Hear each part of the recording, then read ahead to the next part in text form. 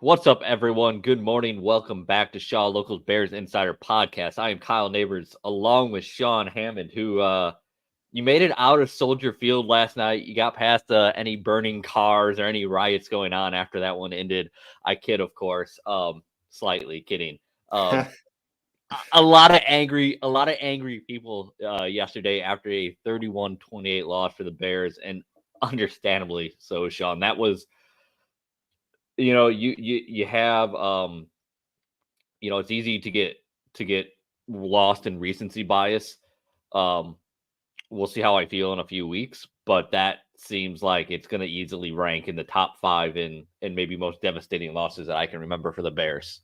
I mean, it has to be an all-timer. That was just the setup of the game, two winless teams, the vibes when you're up by 3 touchdowns. Everyone was rocking at Soldier Field, the stadium. It was a great atmosphere, and even when they cut it to 14, you kind of felt the mood shifting. And then obviously when it gets to 7, there is some nervousness throughout the crowd, and you could just kind of feel it, man. You could feel the crowd wondering, is this really happening? Are we really going to blow this thing? And unfortunately, that's what happened.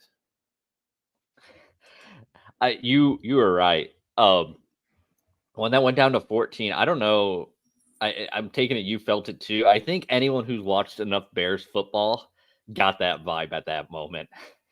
Personally, I got that vibe when they had that 3 and out, that quick 3 and out to start the fourth quarter. Yeah. Didn't move the chains at all, didn't eat up any clock. I think it was less, maybe a minute of game time taken up. And And that's when Denver had just made it 28-14, right? yeah, you just had that feeling that all of a sudden there's a lot of time on the clock, and 2 touchdowns is not that big of a deficit when you got a whole quarter of football to play. And yeah, I mean, unfortunately, everything that could go wrong did go wrong, and it sucks for Justin Fields in the offense because they played so well for such a long period of time in this game. Justin Fields, as you had in one of your stories after the game last night that you can find right now at shawlocal.com. It was about 30 minutes Justin Fields sat at his locker after the game last night or yesterday afternoon before he even started taking off his uniform. Yeah, I mean, he had that stereotypical shocked look, that 1,000-yard stare, like he couldn't believe what just happened. I mean, you can't ask him to play a better game than he did in the first half. 16 straight completions, that's a Bears record. And you can't ask him to play a better game overall. I mean, I'm already getting annoyed a little bit with like the fourth quarter stuff, the 2 turnovers. Let's get into it. Let's start there. yeah, Because that's like Justin Fields shouldn't have been in that position yesterday. Bad coaching and a poor defense put the Bears and Justin Fields in a position that they shouldn't have been in. Like, he sets a career record for passing yardage. I mean, throwing dimes all over the field yesterday. yeah. He puts you up 28-7. And frankly, we'll talk about that a little. Like, they left points on the table in the first half because of poor coaching decisions. We'll talk about that a little bit later, too. But like, Justin Fields shouldn't have to make a perfect throw, make the right read, and get it to the outside shoulder where he throws that interception in the game. There's no reason he's in that position. There's no reason he's, you're running a naked bootleg that you've already run once previously and he avoided a sack on. You run it again and he's, yeah, maybe he should just eat that ball. But that defender is about to hit him before he even turns, Like, that game in no way is on Justin Fields. That failure is not on him in any part. And I don't think, to clarify, I don't think you were saying that, but it's really easy to be like, well, he played well for 3 quarters. Just saying that like makes it sound like they lost partially because of him, and I vehemently disagree that any part of that loss is on Justin Fields. Yeah, I mean, I've had there's a subsection of the fans that are getting tired of the excuses for Justin Fields, and yeah, I get it. He turned the ball over twice in the fourth quarter. You know, the fumble and the interception. But you can't ask a quarterback to play any better than he did for most Right. of that game.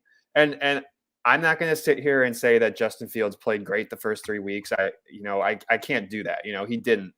Uh, but he played great in this game for most of the game, and he put them in a position up three scores. A good football team, you're never a good football team, wins that game by at least 2 touchdowns, and you're never in that position where you got to go score again to, put a field goal on the board or go score a touchdown and win the game. And the Bears, just everything that could go wrong did. I mean, yeah, I understand that Justin Fields made a couple mistakes there, but I don't know what else you can ask your quarterback to do. Yeah, I mean, he sets sets the franchise record for most consecutive completions to start the game, and this is the other fun part of it too. Right, there's no getting around, as you just mentioned. Like Justin Fields played incredibly poorly the first 3 weeks. I venture to say a fairly significant part of that is on the coaching staff and on the game planning. But the other thing, and we were talking about this literally as the game was happening yesterday. Like you're talking about a Denver defense that just gave up 70 points the week before to the Miami defense. They're blowing assignments all over the place yesterday and are out of sorts. Like I'm sitting there going, well, how much of this did they finally just let Justin Fields and Luke Getsy run the offense that they ran last year? And how much of it is the Denver Broncos are just complete and total ass? Because I think that's a part of it. Oh, that's absolutely a part of it. And when you go back and rewatch that game, I mean, that first half is brutal for that Denver defense. I mean, one of the worst performances you're going to see from a defense all year. Like just wandering around the field aimlessly at times. I mean, Chicago Bears style, actually. you could say yeah, right. I mean, the only defense that might be worse than that is the Bears, and it's probably a battle between those two. At this point, you got to say Denver's looking worse. I'm sorry, there's some lawn people outside. I don't know if you can hear that. It's all right. It's all right. But I lost my train of thought there. But yeah, I mean, the Denver defense was rough yesterday. You could argue that both the Kmet touchdowns. The one, they just completely lost him in coverage. There was a clear miscommunication. The really nice throw from Justin, and then the other one, got her over the top, but yeah, he's just streaking down the field there. Yeah, and the other one, I mean, Justin, rolls out to his right and draws 4 defenders, and clearly somebody's got to stay back on Kmet in that situation. The miscommunications were everywhere for that Denver defense yesterday. I don't know if it's miscommunication. It almost seemed like Denver wasn't talking on the field. There you go. You hear that? I'm gonna mute myself for a second. Yeah. It really felt like at times like there were 11 individual football players on the field for the Denver Broncos yesterday on defense, and none of them were talking to each other. So you had a situation, where Justin forces the issue, kind of creeps up towards that line of scrimmage. By the way, wonderful work yesterday. You saw that multiple times. Make defenders commit. Are they going to defend that receiver? Are they going to come up and try and stop Justin from scrambling? I mean, I believe the broadcast even made note of that, of how well, Patrick Mahomes has done that over the years, particularly like keeping his eyes downfield and leading Travis Kelce to a spot on the field. And you saw that on that Cole Kmet touchdown. They were obviously looking at each other. At one point, Cole Kmet kind of like looks around like, all right, where are the defenders at? Sits down. Justin doesn't see him yet, so he just keeps shuffling basketball style over to his left, and eventually it works out. I mean, but like that's what when you have Justin Fields, extend plays like that. Let him do what he does. Yeah, I haven't seen the numbers. I'd like to go back and see what, how much they were really moving Justin, because it seemed like it was a lot more than in those first 3 games in terms of just moving the pocket, getting him on the run a little bit, and putting the defense in positions like that where they have to make decisions with your really athletic quarterback. The problem with that though, we can say is Denver started to take away some of those things in the second half of the game. the Bears did not adjust very well. That's, I don't know if that's on Getsy. I don't know if that's on Fields needing to recognize that they are starting to cover those bootlegs a little better. But it took the Bears too long to make adjustments when Denver did start to shift. Yeah, that's sort of the next step in this all. Obviously, teams, especially on those RPOs, you saw it a few times in that game. The defensive ends are going to play Justin every time. They have through the early couple of weeks of the season here. There might have been like one RPO early in the game that Justin kept, but for the most part, they're not letting Justin Fields get out and run, and defenses want him to beat you from the pocket. Unfortunately, if you're Denver, I don't know if that was the best strategy because I don't know what's going on in their secondary, man. They don't know what they're doing. Like I said, they're not. They're clearly not communicating. They got players. They have athletes back there. I can't imagine this defense is going to be this bad for the whole season. But I don't know. The Bears don't have to see him again. So we were joke. Was that on the show on Friday when we were joking about if Miami can score 70 on them, shouldn't the Bears be able to score 35? I don't know if we mentioned that, but or maybe I was talking to somebody else about that. Well, hold on. Let me quickly get a few things out of the way, and then let's get into that. So, Shaw Locals Bears Insider podcast is sponsored by Ken Nelson Auto Group, proudly serving the Sauk Valley area for over 55 years. Ken Nelson Auto Group offers 10 new vehicle franchises in one convenient location right here in Dixon, Illinois. Shop a great selection of new and pre-owned vehicles at KenNelsonAuto.com. Make sure you go to ShawLocal.com. We got plenty of coverage yesterday from yesterday's game up there right now. Michael Dwojak is at Hallis Hall today. He'll have everything from Matt Eberflus. Sean will be, of course, will have Bear Down Nerd up for you this week. If you're watching live on YouTube this morning, do us a favor. Give us a thumbs up, subscribe to the channel, leave a comment. You can also download this as a podcast. We appreciate everyone who does listen to us twice a week, usually on Mondays and Fridays. We'll be back with you on Friday after the Bears play on a Thursday night game, Sean. That's going to be a short week. But before we kind of start talking about that, the offense, right? 28 points. I want to get into the coaching staff. And CJ telling me in the comments to let it out.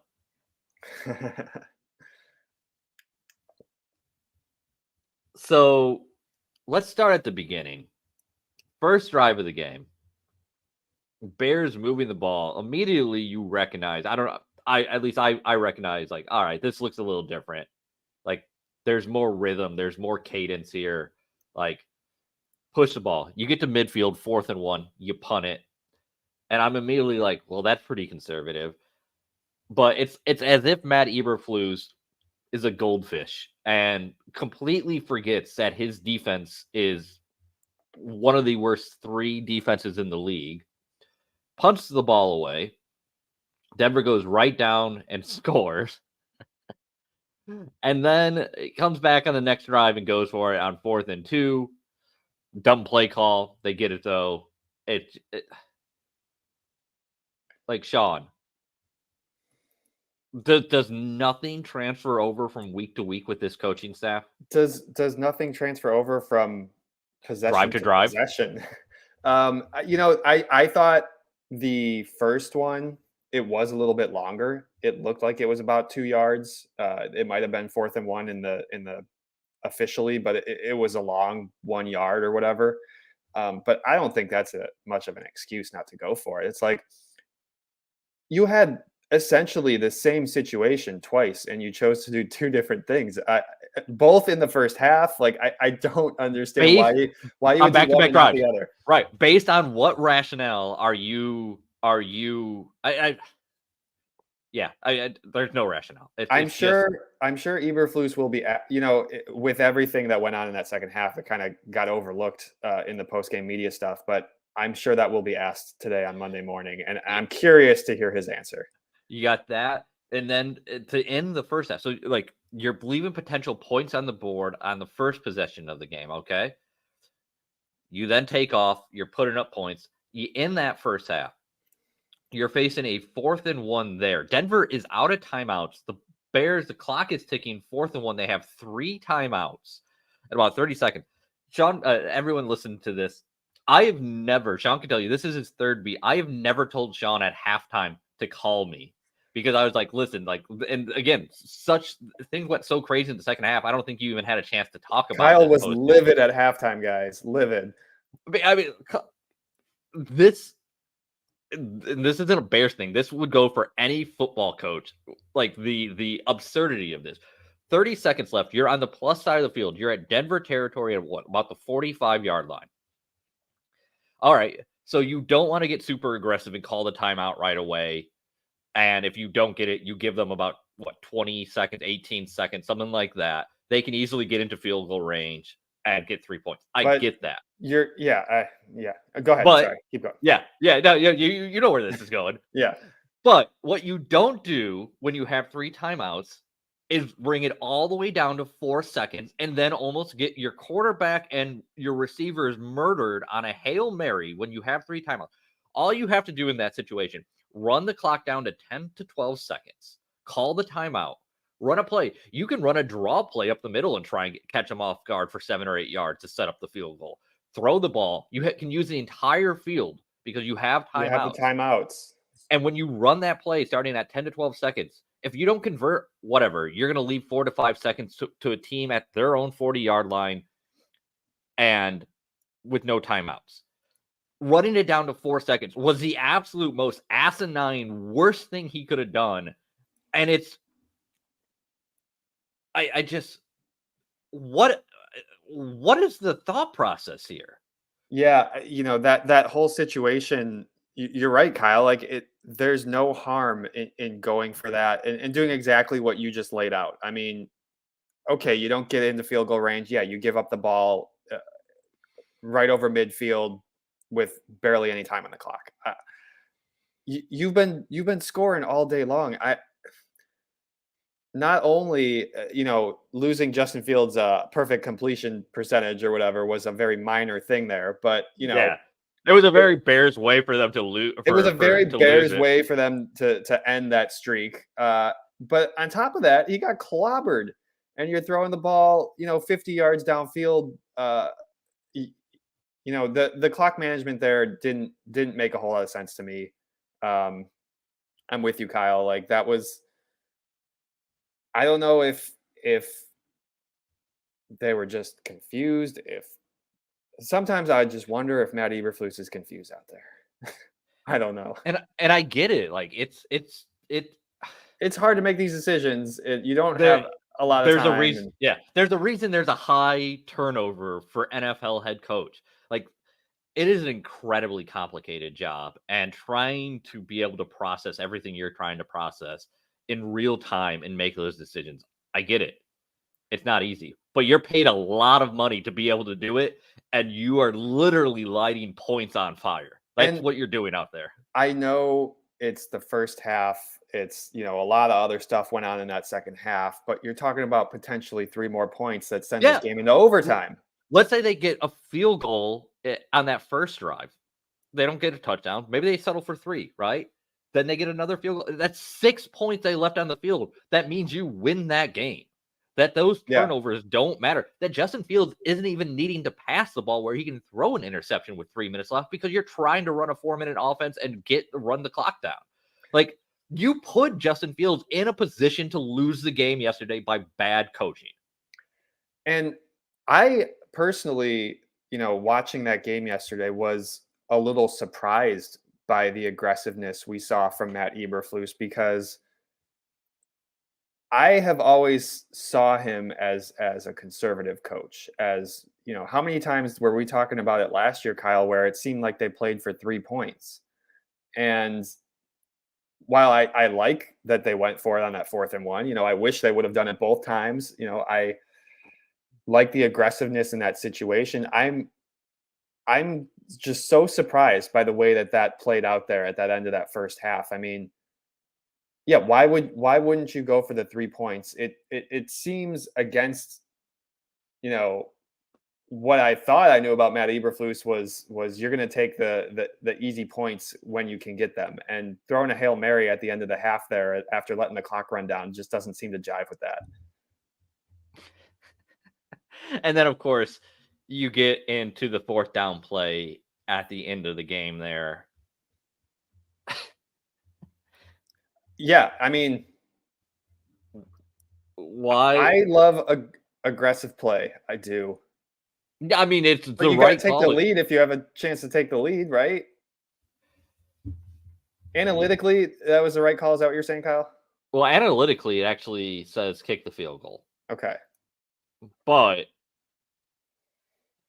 I am on the side of being aggressive there because the analytics don't take into the fact that your defense is terrible.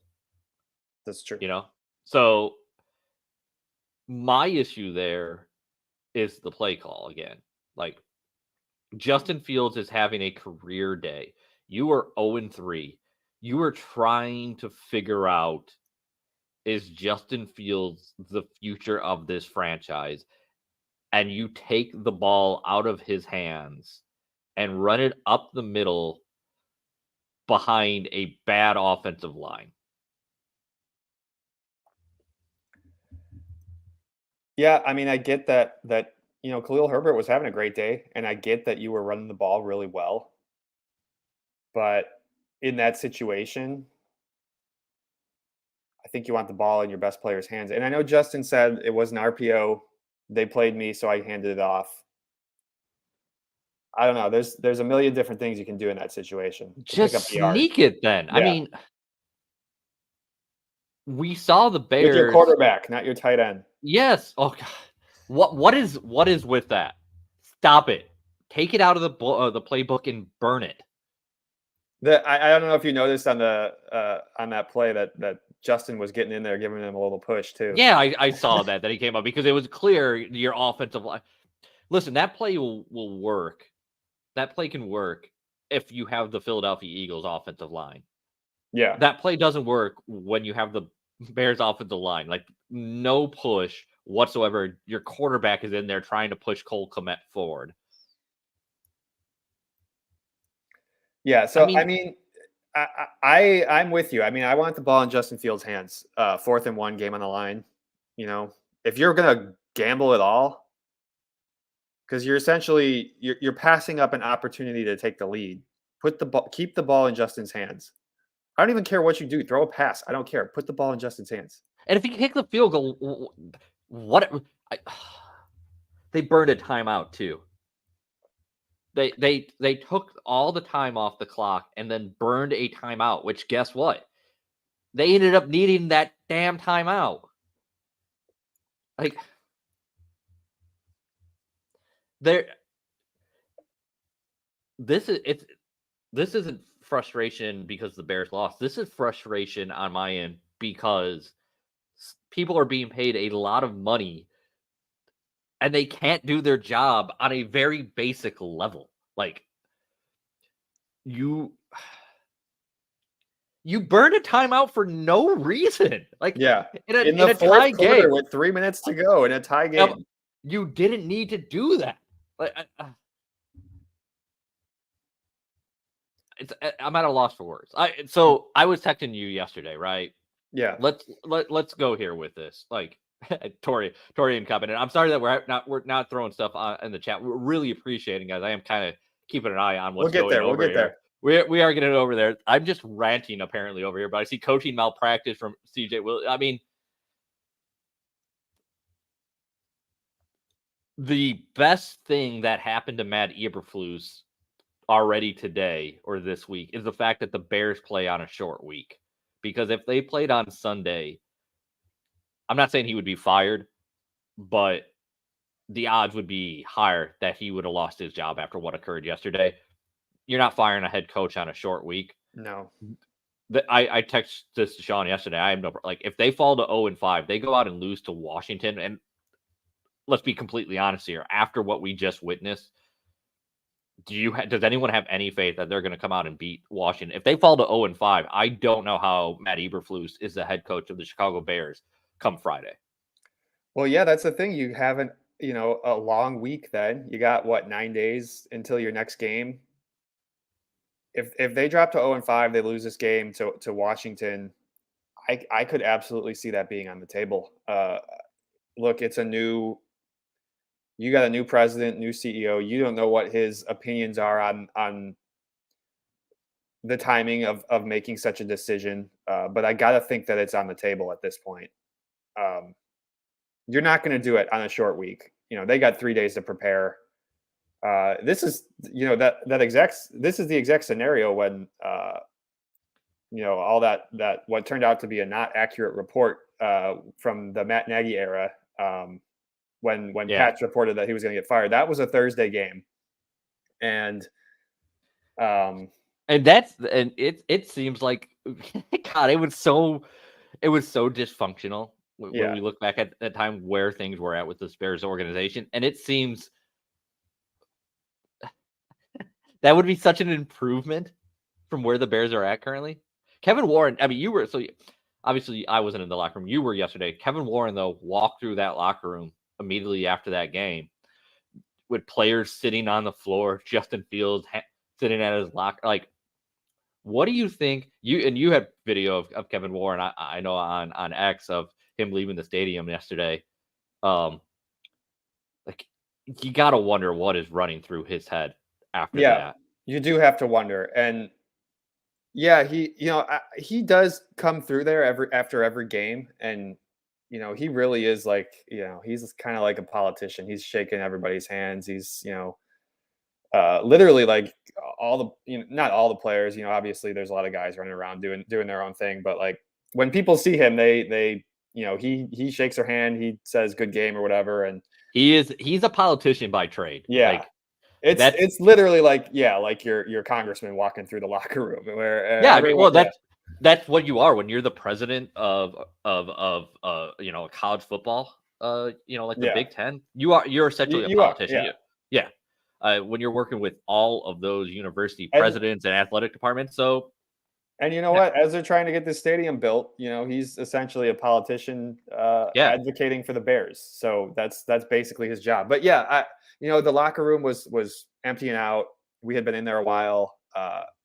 Eberflus still hadn't been to the podium, and I saw Kevin Warren walk through, and um, I was kind of at the point where I was done with what I needed to do in the locker room. I was going to go back to the media room anyway, so I just kind of followed him out. And yeah, I was also wondering, what's going through this guy's head at this time. He's obviously still new on the job, but things aren't going well right now for his organization. And if there's going to be a change, of course, it's going to be that man making that decision. Torian says the Bears have 10 days off, then face the Vikings at home on October 15th. Did the Vikings end up losing yesterday? I can't remember.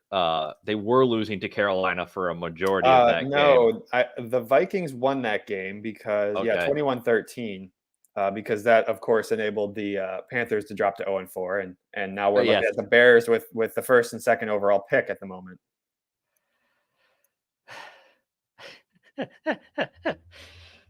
Oh, man. Man, what a lot can change in 4 weeks. Wow. I know, right?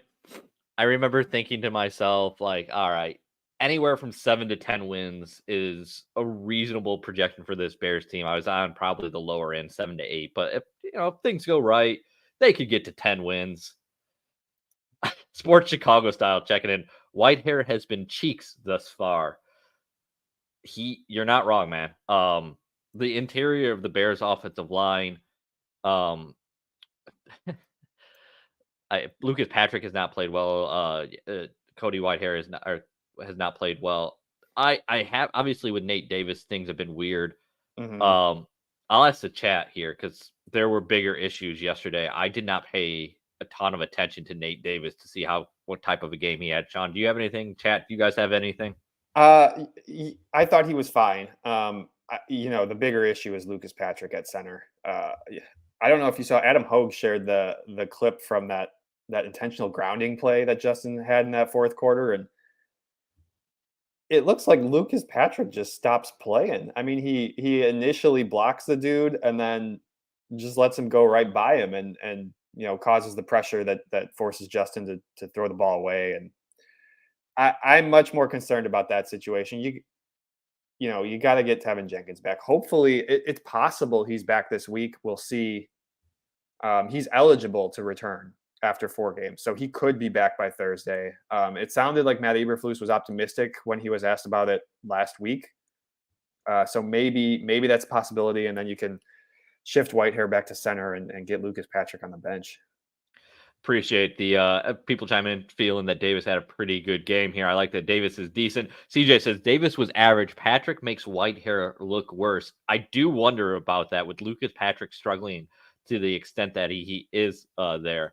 The offensive line, it's interlocked, right? These guys very much are working together there. If Lucas Patrick is consistently just getting blown up at the center position, that's going to have an Makes impact. Everyone look bad. Yeah, so if you could get Tevin Jenkins back, get Cody Whitehair back over to center, that certainly would help a lot, I would think. Yeah, I would think so. And Tevin, I mean, Matt Eberflus was super, as far as, he doesn't. Yeah, he doesn't tell us anything. He doesn't tell us anything, but for him, he sounded very optimistic that Tevin could be back this week. Yeah, and I believe I saw Courtney Cronin said, also thinking of injury stuff, that Kyler Gordon was in the locker room yesterday with no cast on. So, I didn't notice that. Okay, that's cool. Yeah, I believe it was Courtney who tweeted that out. Yeah, Kyler, I believe, has to sit out one more game, so he won't be playing against Washington, but he would be eligible to come back after that. Yeah, he should be good to go for that Minnesota game, particularly if he's got the cast off, you would think. Sports Chicago Style says number 58 looks good. Rookie mistake, referring to Darnell Wright. Yeah, he looks exactly what I expected. Like anything you had heard from guys like Sean, beat writers during training camp, was that you saw the upside, but you saw there were some very raw things with Darnell Wright. I mean, the Bears said that when they drafted him, that he wasn't a finished product. And you've seen that, but there's been some very, very, what I would say, above average play from Darnell Wright at times. And there's, a little concern. Borum, okay, as a backup. Yeah. Larry as a swing tackle, like Larry Borum has a place in the NFL. Don't get me wrong. As a backup, he's not a guy you want out there starting on a week-to-week basis. So, right, Sean? No, I mean, there were a couple plays in there where he just got flat out beat, and that's going to happen. But it really affected a couple of plays in there, and yeah, like he's not your starter. You just need him to be okay to weather the storm until you get Braxton Jones back. And I'd say he's generally been able to do that here these first 2 weeks with him in the lineup. All right, what else we got? We got to get to the Claypool stuff still. I was kind of saving that for the end. Anything on the field that we didn't hit on? I mean, I don't know. There's not a ton to say about the defense. Like they can't get any sacks. They still can't get any sacks. They got one yesterday, but they got one. They got one yesterday. They got 2 on the year through 4 games. I don't really know what to say about it. 22 through 21 Matt Eberflus coached games. So there's that. But I did think it was notable that Jack Sanborn was on the field 65% of the time. So they were in that base defense the majority of the game. I would guess that probably is a factor of your secondary being so banged up that maybe you don't trust those guys back there. Well, and there was good reason not to trust those guys. Late in the game, they blew a coverage very easily on a cover 2 defense. Yeah, Mims had a big catch. Yeah. Yep. Also, so Mike B and I, Mike B Husky, as you guys see him in the chat, good friend of mine from college. We actually got together on Saturday. We're out in McHenry County at doing some apple picking and stuff. But nice. the wives took the kids out, and Mike ended up sitting talking football, and we're sitting there, and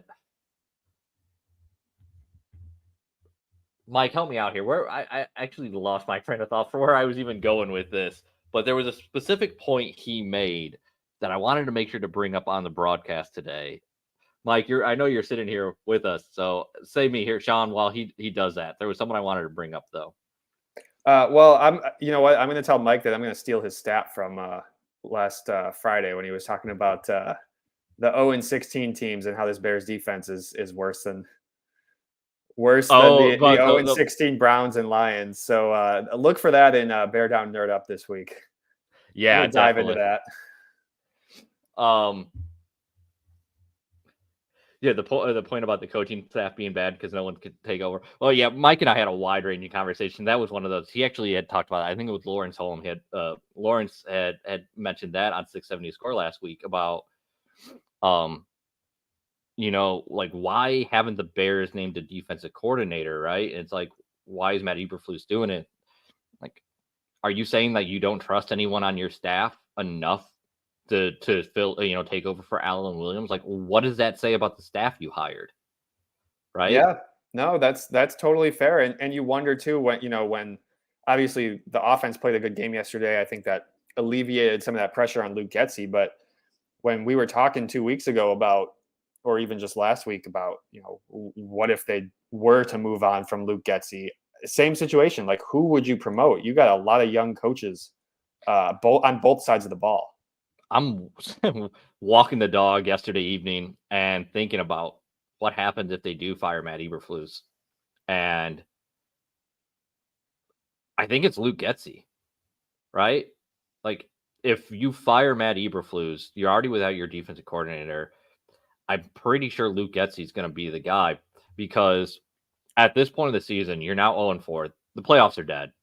Like, barring a miracle turnaround here, the playoffs are dead considering how you're looking.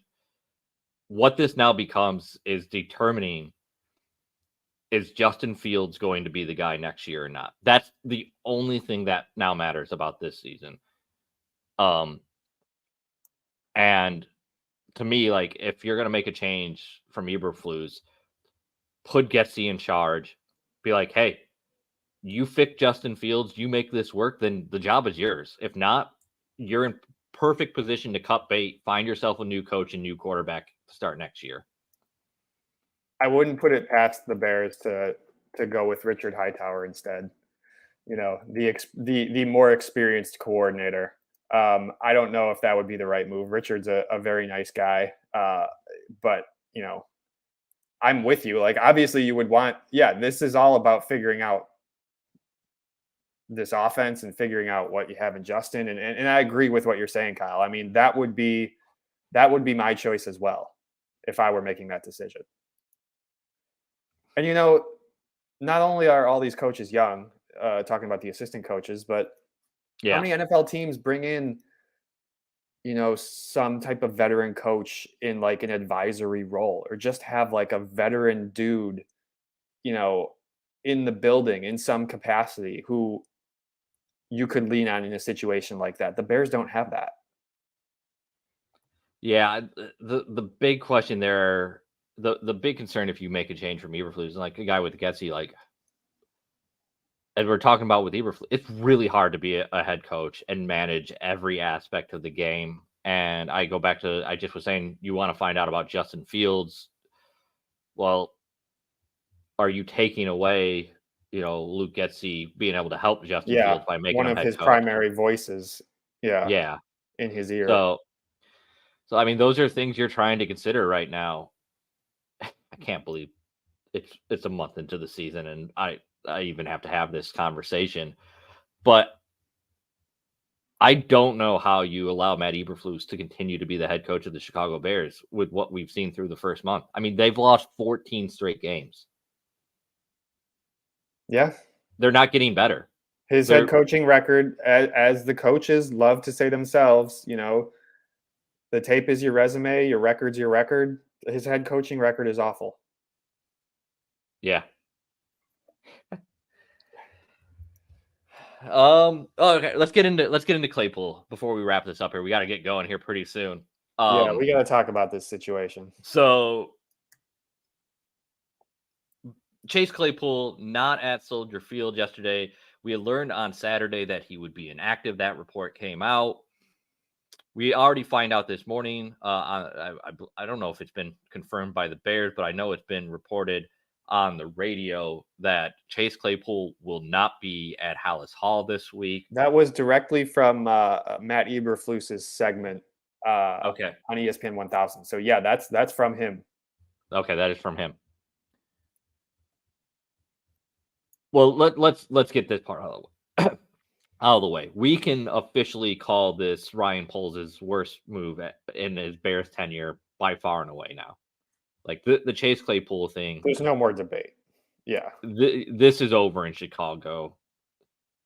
I think the only question now is someone willing to trade for him, or are they going to cut him? Yeah, And I agree. That's the question. I don't see. I mean, look, you can take a flyer on the athletic ability and the size and all that stuff, but this is two teams now where it's sort of flamed out. And the Steelers gave up on him, traded him away. Now we're here with the Bears. If I'm another NFL team, and sure, maybe I like the athletic ability that I see, obviously I'm very concerned about all this off the field stuff, all the attitude stuff.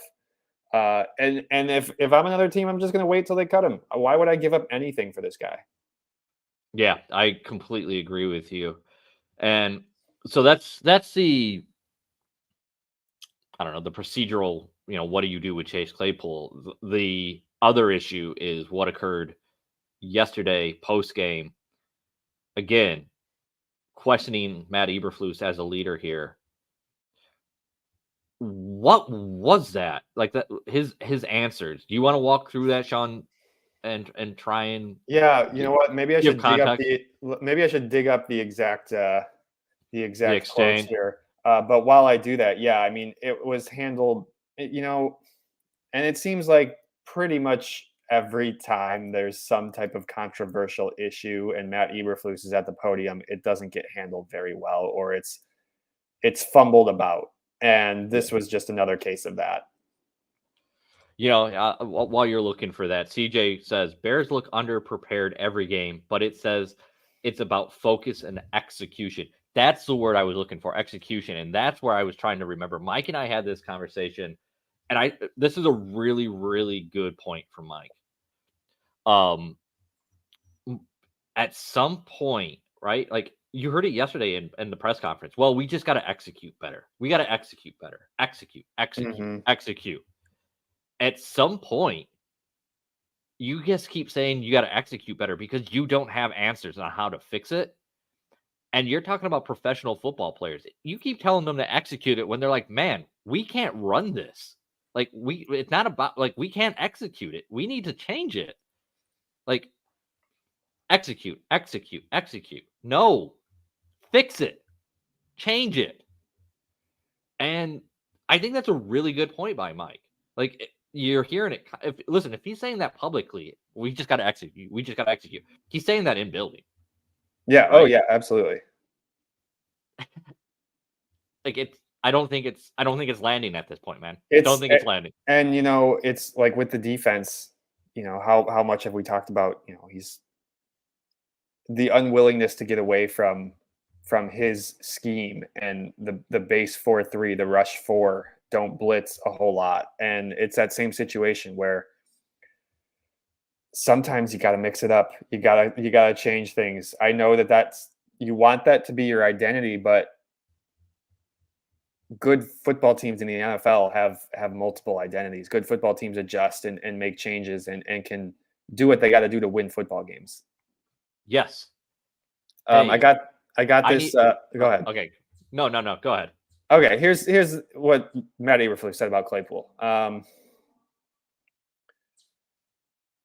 So first, he was asked about Claypool's status, and he said, we look at the actives and inactives every week. We evaluate meetings and practice and walkthroughs, blah, blah, blah. And then we make a decision based on that. And so the question was, well, was he here today? And Matt Eberflus says he was not. Did you guys tell him to stay home? He says no. So he chose to stay home is the question. And Eberflus says no, he fumbles around. He says, what are you asking? And then It was why was he not here at the stadium like the What are other you? inactive players? And Matt Eberflus said, "I'm not sure." And then so follow up again. So this was his choice, and Eberflus said, "We told him that it was a choice, and he's at home right now." What do you mean it's a choice? He is employed. He is employed by you. Either And he then comes to work, or he comes to work, or he doesn't. Either he's a part of the football team, or like if you're the other guys in that locker room and you're here, we gave him like what in the accountability? You are the hits guy. Like yeah, it just the whole message is fumbled, and a Bear spokesperson, later after the facts told us that the team asked Chase not to attend the game. If that's true and that was the case, it didn't seem like Matt Eberflus had that message. I don't know. Look, Matt Eberflus well, hold wants. on. Yeah, go ahead. So it is possible. He had a locker yesterday at Soldier Field. There was the attire that players wear on the sidelines hung up in his locker after the game still that they And wear. for some context too, even when guys are inactive, they show up and they get a workout in before the game, about 2 hours, 2.5 hours before they're out. They're the first ones on the field usually getting a workout in because they know they're not going to play and they still want to get some work in. Or yeah, and they still got to warm up because if someone gets hurt during Or that, yeah, warm, yeah, all of a sudden you're active on game day. Grab a helmet, kid. yeah. Um, that based on that, I think there's a decent chance, something occurred along the line. This is speculation. I got to make that clear. But like, you got a locker set up for him. Like, it comes out that he's not going to be inactive. Justin Fields said that he called Chase Claypool on Saturday and talked to Hmm. him. So like, there's clearly like Chase Claypool knows. I'm assuming that the Bears thought he was coming to Soldier Field. I'm wondering like when he didn't show up, like it's like at some point 8 a.m. Like he still isn't here. Like they had a the front office had a conversation with him, and I'm just wondering. It's legitimate. Like it's game day. Maybe that information doesn't get passed along to Matt Eberflus. Like that seems Yeah. insane, but like maybe that is what happened. Like he didn't show up. They're like, all right, like the front office took care of it. He's worrying about game day stuff. But you would think a PR person before he goes up on the podium would be like, hey, you're going to get asked about Chase Claypool. This is what happened then. Like, you Hmm. can't allow him to just go up there and do what, like, that message was awful yesterday post game. Well, and yeah, I mean, look, I get the sense, I get the feeling that Matt Eberflus wants his job to be about X's and O's, and unfortunately, being an NFL head coach brings a lot more than that. You got to be the voice of the franchise, and you're going to deal with drama off the field. And I just don't think that not that your media sessions aren't the most important thing, but I don't think the messaging in situations like this has gone over very well. Whether it's Chase Claypool or previous examples last year, the Roquan Smith stuff a year ago, it just hasn't been handled well from his side. The guys that keep their job long term, at the end of the day, they know when to speak and they know when to provide clarity. Like, no NFL coach is giving you very much. It's just the way the league works, right? Right. Everyone is scared of giving information. But there is an awareness, a self-awareness to some of these guys enough to know when they have to pull the curtain back to keep their job, to keep things on a level, moving ahead, not getting stuck in the mud. Because you're going to run into situations where if you just don't address them, like they're going to linger, plow through them, and keep your Hmm. football team moving forward. That's what being a head coach, it's being a CEO of a football team is. And some guys do it, and some guys get lost in the X's and O's. We saw it with Matt Nagy. It was in a very different, on a different side of the Hmm. ball. He got lost in the X's and O's. Hmm. I don't know if we're getting. I don't necessarily think Matt Eberflus is getting lost in the X's and O's, to tell you the truth, because he's running a pretty basic system. But He's getting lost in he's getting lost in the hits. Like it's like the execute. Like he's getting lost. He's so worried, I guess, about the small details. But like you got to be able to see the bigger picture, man. Yeah, and it seems like sometimes that's not getting through. And another example, sort of like just the way that he approaches this job too, is like on Friday, after David Montgomery had that really good Thursday night game, he was asked about it, and it was I just keep thinking of how Matt Nagy would have answered that question as sort of a guy who is at least like a good, like a, a good socializer, a good A good communicator. That is communicator. part. That's a part He of the would have said, job. "Yeah, I was so happy for David. Great that he's doing well," something like that. And Matt Eberflus's answer was just like almost like a player who's not here is dead to him. Like I don't know. He didn't say anything, and that's a small thing, but it's like the sometimes the personality aspect of it just does not seem to be jiving very well. There, you cannot. It's so easy when you're on the outside to look at it from a football perspective, but it's a job. They're human beings. Personalities matter. The way you're perceived. You saw with Mark Trestman, right? Like the way Mark Trestman was perceived in that building was a major reason things fell apart in 2014 the way they did. And that's a a Bears example.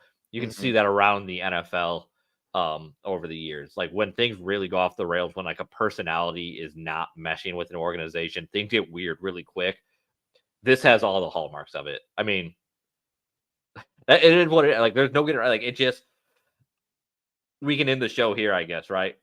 There's. I don't see any way they're coming back from this. I don't see any way there's Matt Eberflus is coming back from this. There is no indication, both on the field, particularly on the defensive side of the football, and the way the coaching staff is handling this from every other perspective, that says this has any chance of turning around.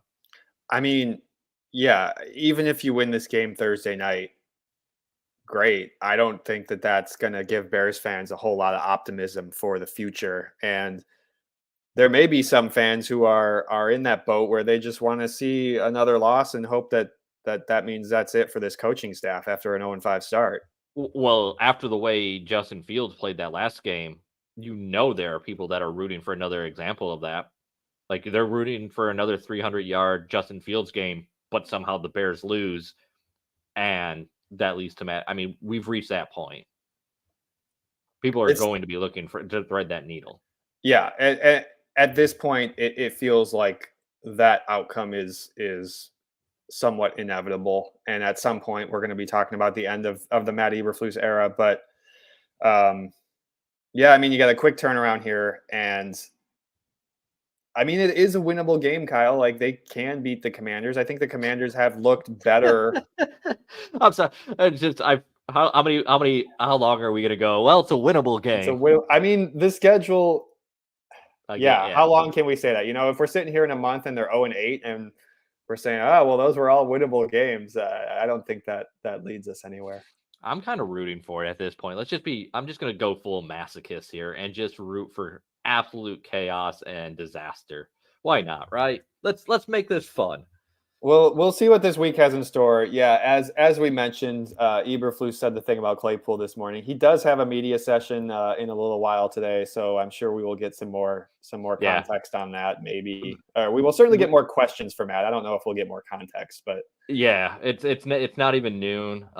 Matt Eberflus hasn't actually even talked with the full assembled media yet, and we already have decent news this morning. So it's going to be a busy week at Hallis Hall, I think, Sean. yeah, a busy couple of weeks here before this Thursday night game. All right, well, make sure to Did I say weeks? A busy couple yeah, of days. a couple days. It feels like weeks sometimes. It sounds like a great reason to stick to shawlocal.com, though. We're going to have plenty of content coming your way leading up to that game. Mark Silverman will also be around this week. He's going to have some fire thoughts, I have a feeling, when he drops his column at shawlocal.com. And then Sean and I will be back with you guys on Friday to discuss this Bears Washington Commanders game. Until then, though, we're going to sign off. Do us a favor, leave a comment, subscribe to the channel, thumbs up. It really helps us out. Thank you, everyone who joined us live this morning. For Sean, I am Kyle Nabors. We'll talk to you guys later.